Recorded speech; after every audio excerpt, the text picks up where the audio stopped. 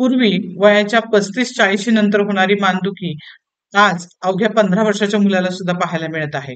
2024 सालामध्ये वाढत चाललेलं मानदुखीचं प्रमाण, त्यामागे काय कारण आहे?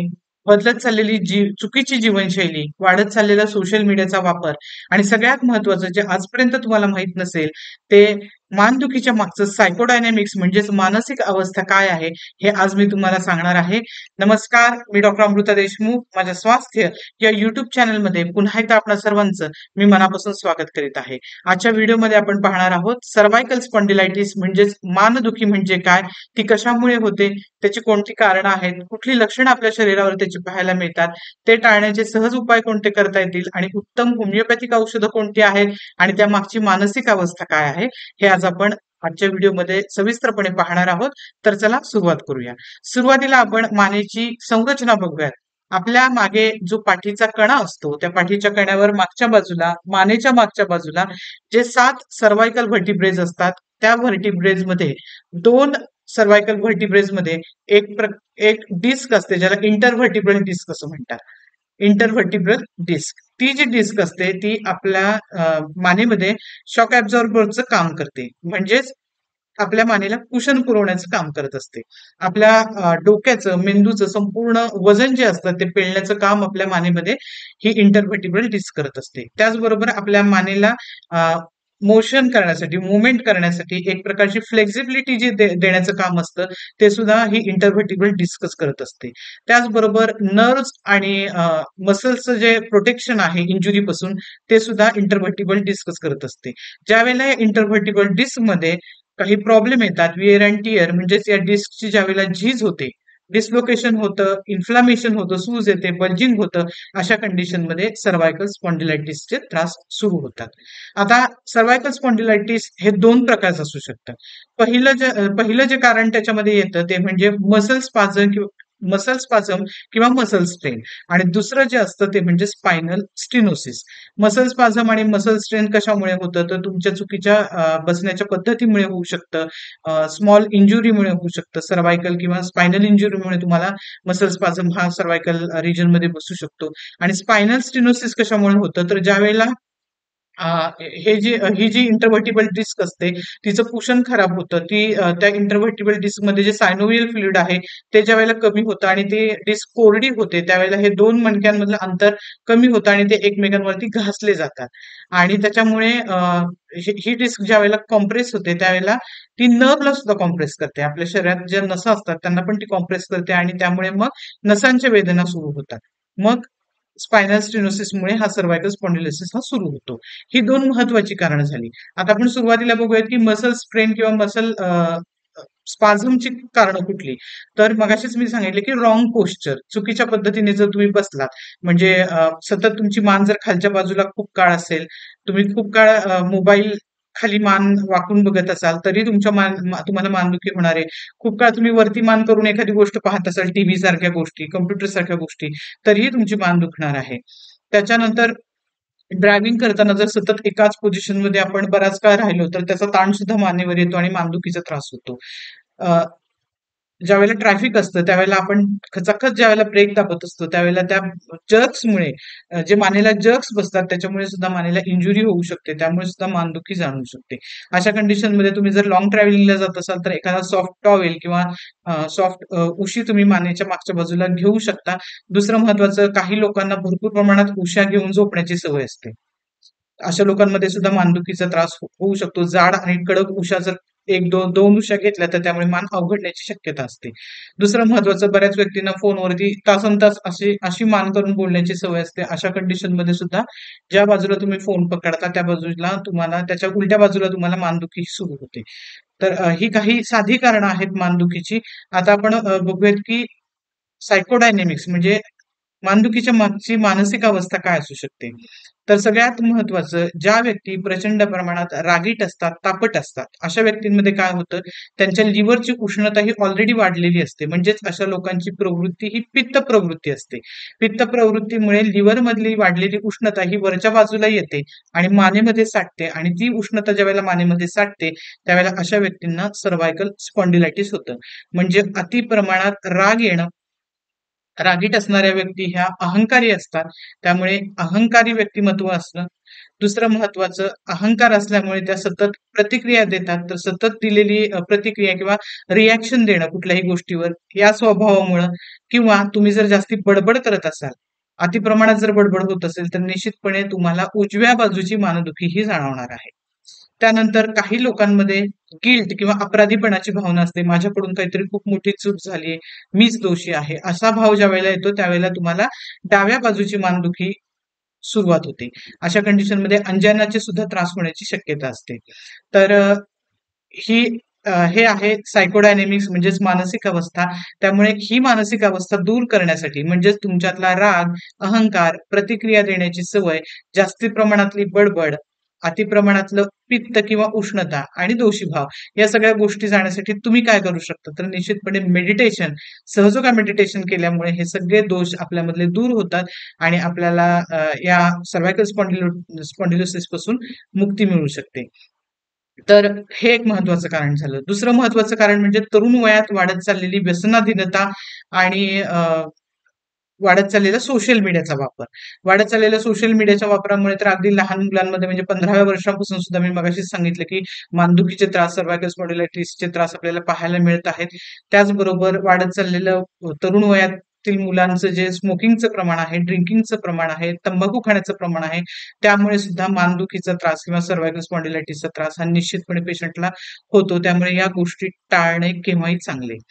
त्यानंतर आता कुठली लक्षणं आपल्याला आपल्या शरीरावरती दिसून येतात मानदुखीची किंवा सर्व्हायकल स्पॉन्डिलायटिसची, तर तुमच्या मानेमध्ये मागच्या बाजूला प्रचंड प्रमाणात दुखावा असतो, पाठीकडे तो दुखावा जाणवतो, तिथे पेन, स्टिफनेस, हीट सेन्सेशन, गरम जाणवतं, कधी-कधी त्या ठिकाणी आगही जाणवते आणि जो दुखावा असतो तो दुखावा खूप काळ राहिला तर तो तुमच्या नर्व्ह कॉम्प्रेशनमुळे तुमच्या खांद्यापर्यंत येतो. जिथे स्पायनल स्टिनोसिस होतं, त्या पेशंटमध्ये तो मानेपासून डोक्याच्या खालच्या बाजूकडून दुखावा मानेकडे येतो, मानेतून खांद्यांकडे येतो, खांद्यातून तुमच्या आर्मकडे येतो, आर्मकडून हँडमधून आणि हँडमधून तुमच्या फिंगर्समध्ये येतो. अशा कंडिशनमध्ये पेशंटला प्रचंड प्रमाणात दुखावा जाणवतो, जो इलेक्ट्रिक शॉक लाईक पेन असतं, नमनेस, स्टिफनेस, हाताला मुंग्या येणे, हात जड होणे, कधी-कधी हातांमध्ये पूर्ण अशक्तपणा जाणवणे, ज्याला आपण पॅरालिटिक विकनेस म्हणतो, वस्तू पकडायला, धरायला त्रास होणे, अशी महत्वाची लक्षणं आपल्याला सर्व्हायकल स्पॉन्डिलोसिसमध्ये पाहायला मिळतात. दुसरं महत्वाचं म्हणजे अशा सर्व्हायकल स्पॉन्डिलोसिसच्या पेशंटला चक्कर येणे, मळमळ होणे, उलटी आल्यासारखं वाटणे, आतून घालमेल झाल्यासारखं होणे, डोकं दुखणे, ही पित्ताची सुद्धा लक्षणं जाणवतात. कारण मगाशीच मी सांगितलं ज्यांना हायपर ऍक्टिव्ह लिव्हर किंवा जास्ती प्रमाणात पित्त होतं, अशांना सर्व्हायकल स्पॉन्डिलोसिस हे निश्चितपणे होतं. त्यामुळे ही सुद्धा पित्ताची लक्षणं सर्व्हायकल स्पॉन्डिलोसिसमध्ये डोकेदुखी, चक्कर, मळमळ आणि आतून पोटात कालवल्यासारखं होणं, ही सगळी लक्षणं जी आहेत ती सर्व्हायकल स्पॉन्डिलोसिसच्या पेशंटमध्ये आपल्याला पाहायला मिळतात. आता आपण बघूयात की कुठल्या डेफिशियन्सीज झाल्यामुळे सर्व्हायकल स्पॉन्डिलोसिस होऊ शकतं.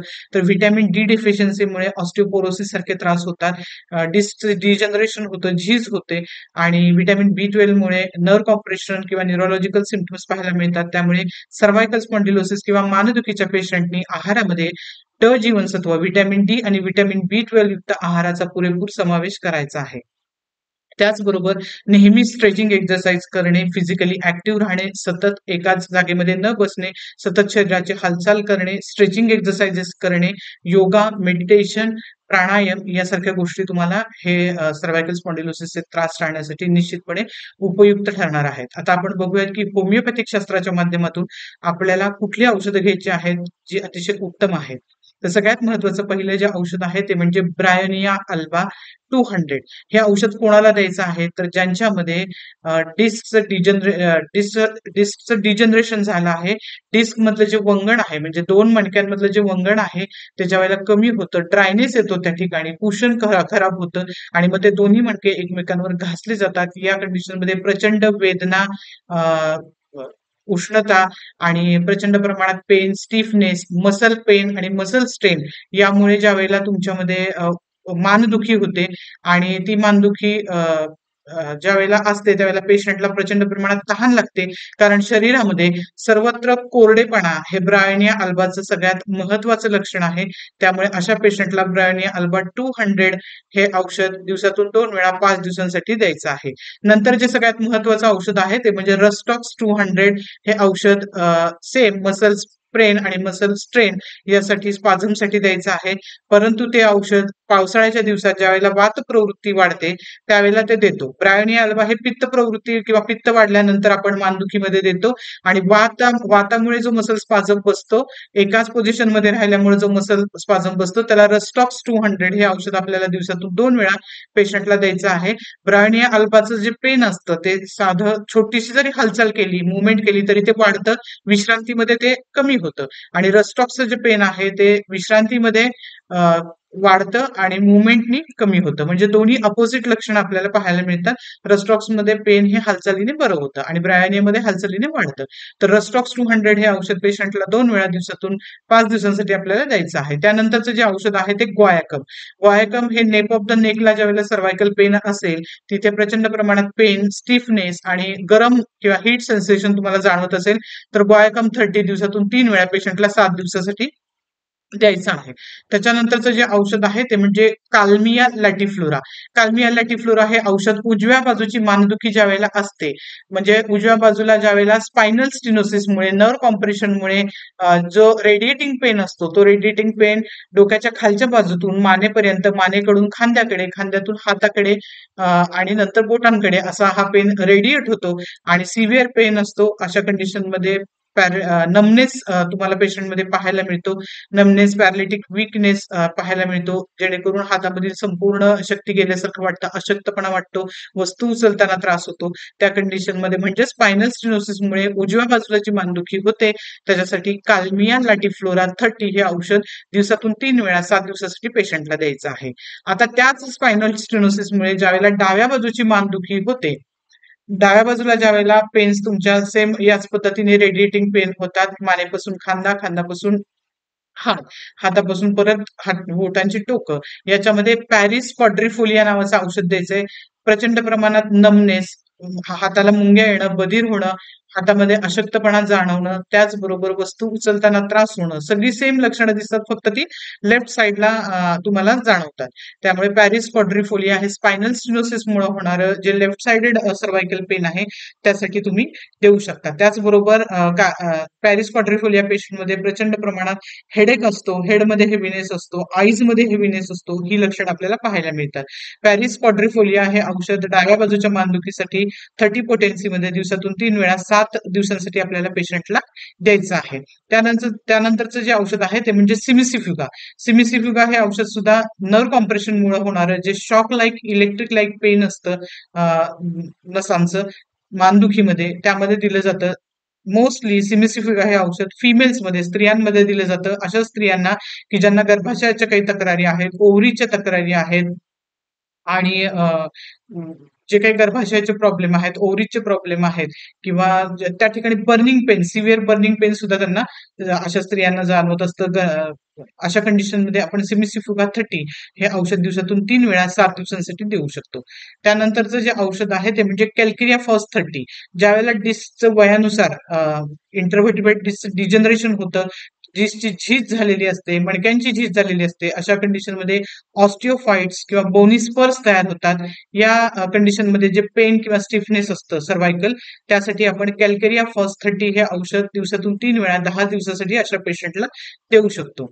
आता बायोकेमिक कॉम्बिनेशनमध्ये होमिओपॅथीमध्ये जे सर्व्हायकल स्पॉन्डिलोसिससाठी पेन किलर म्हणून दिलं जातं ते म्हणजे मॅकफॉस 6X.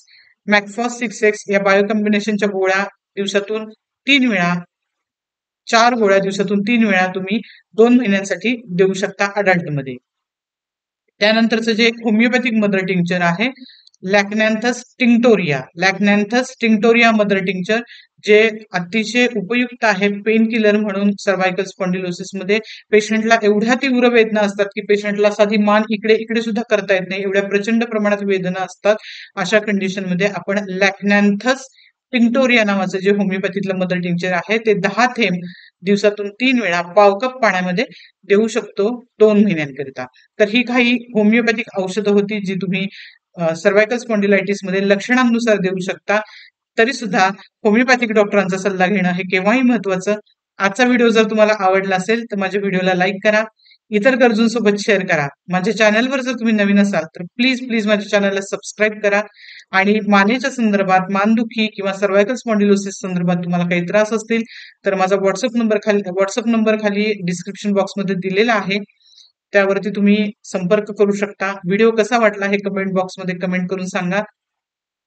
आणि भेटूयात पुढच्या व्हिडिओमध्ये. तोपर्यंत धन्यवाद.